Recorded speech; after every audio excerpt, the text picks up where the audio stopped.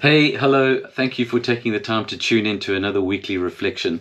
The one I have for you today, I've entitled With a Secret Hand. With a Secret Hand. You know, the earliest translation of the Hebrew Bible, which we know as the Christian Old Testament, is a Greek translation known as the Septuagint. And this translation of the Hebrew Bible was done a long, long time ago in Alexandria in Egypt, almost 200 years before the time of Christ. But by the time of the birth of the church, it was a dominant form of the Old Testament, particularly within the Jewish diaspora, right, where the Jews had spread out into the Greek-speaking world. New Testament writers regularly quoted the Septuagint, and they seem to prefer it over the Hebrew Bible, although not always. But it certainly influenced the apostolic fathers of the church and has definitely rewarded its readers with the hidden treasures that it contains. For example, the last two verses of Exodus chapter 17, verses 15 and 16, I'll read them to you from the Septuagint. It says, "Now Moses built an altar and called its name, the Lord my refuge. For with a secret hand the Lord wars with Amalek from generation to generation." Now, most of our modern day Old Testaments are not based on the Septuagint, that Greek translation of the Hebrew Bible. Our Old Testaments are based on a later reproduction of the Hebrew Bible, which began almost 1,000 years after the Septuagint. And this later version of the Hebrew Bible, which is known as the Masoretic text, has kind of held a monopoly on Old Testament translations ever since, right? So the Old Testaments that we read in most of our Bibles are based on the Masoretic text and not the Septuagint, the earlier translation, like 1,000 years earlier. And the Hebrew Masoretic text on these two verses I've just read to you reads differently to the Septuagint. So this is from the Masoretic text, Hebrews 17, 15, and 16.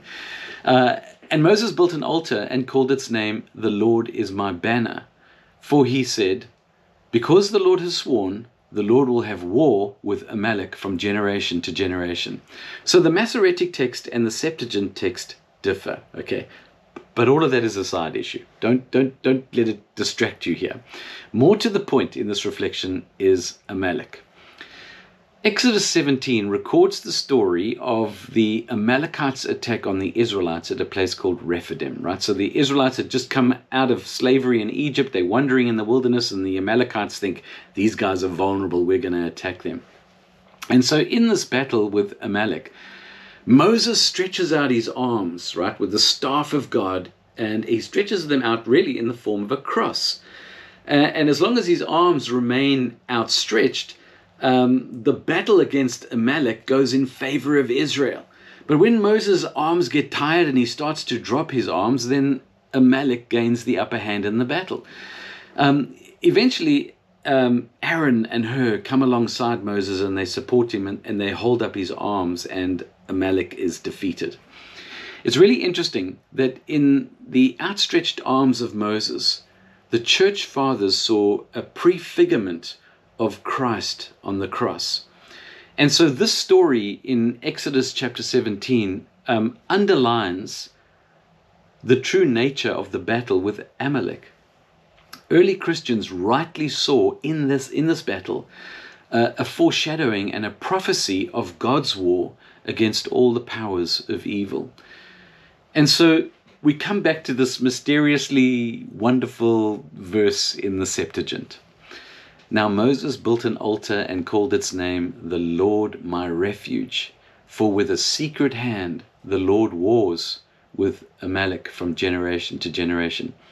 You know, the battle against the forces of our adversary, right, the devil and his angels, has never been ended by our God. Our God battles evil from generation to generation. But quite fascinating to me is the statement out of the Septuagint, "with a secret hand." Is this not a description of our own experience? You know, God has defeated the forces of the enemy, right, Amalek, at the cross of Christ. But we still have to make that victory complete.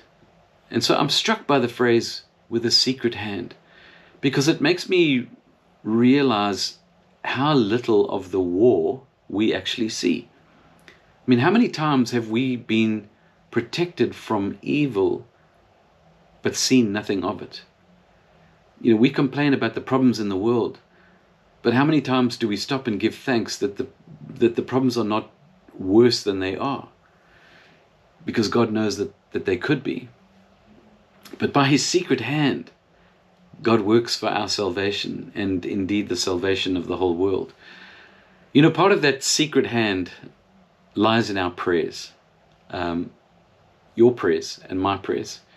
As James tells us, that the prayers of a righteous person are powerful and effective in James 5:16. May God hurry the final victory when the enemy, Amalek, is no more. Give glory to God and keep praying.